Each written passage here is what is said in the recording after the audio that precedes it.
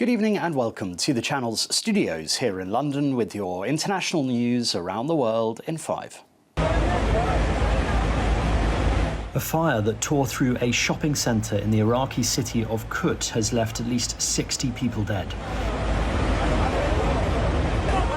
Videos showed flames ripping through several floors of the Corniche hypermarket in the city's centre as firefighters tried to douse them.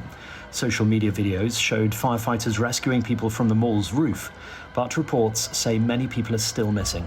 The blaze at the mall, which had reportedly opened just 5 days ago, broke out on Wednesday night and has since been brought under control. Israel is using all means to sow discord and conflict.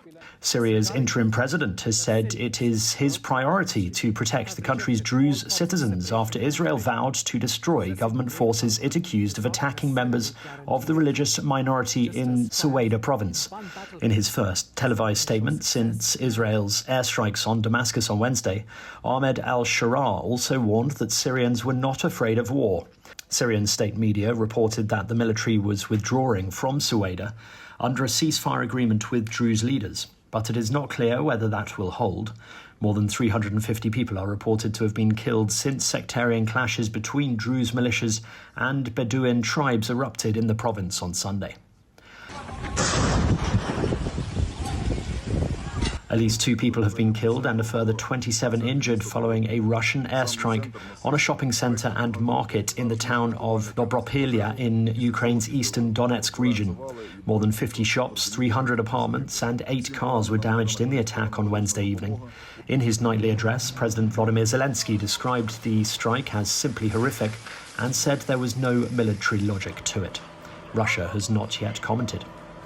The Samsung boss, Lee Jae-yong, has been cleared by South Korea's top court of fraud charges, concluding a years-long legal battle over his role in a 2015 merger deal. Lee, the grandson of Samsung's founder and the de facto head of the company since 2014, had been accused of using stock and accounting fraud to try and gain control of the firm. In its final verdict, the Supreme Court in Seoul upheld a not guilty verdict after Lee was acquitted of all charges in 2 earlier trials.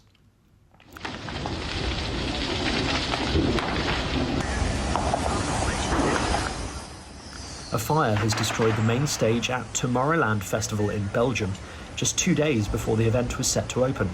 A statement said nobody was injured during the blaze, the cause of which remains unclear.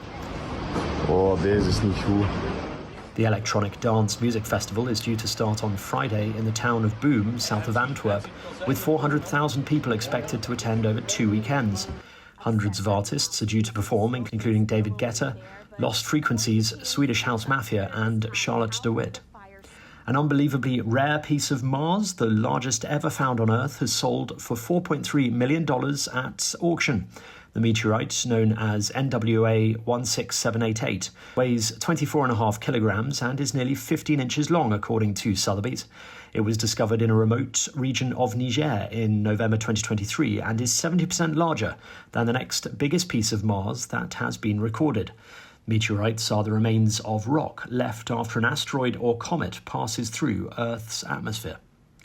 This is an amazing Martian meteorite that broke off of the Martian surface. There was some sort of massive asteroid strike, and we know there have only been 19 asteroid strikes big enough to eject a piece like this off of the surface of the planet. You know, most things burn up when they're coming through the Earth's atmosphere. You know, the spacecrafts, the Apollo astronauts had to have a massive heat shield on the bottom of those spacecraft, so it's incredible that it made it. Attention passengers, I'm going to call this one in. I can't open the doors, it's not safe. Give me a second. And subway passengers in New York were left stranded inside carriages after torrential rain caused floodwaters to gush onto platforms. Video footage from the platform of 28th Street Station showed passengers watching from inside the train as water poured into the station. Other videos showed passengers kneeling on their seats to avoid the water seeping into the train. In New Jersey, Governor Phil Murphy declared a state of emergency as flash floods submerged cars and closed roads. And that's your international news around the world in 5. Now back to the channel's studios in Lagos.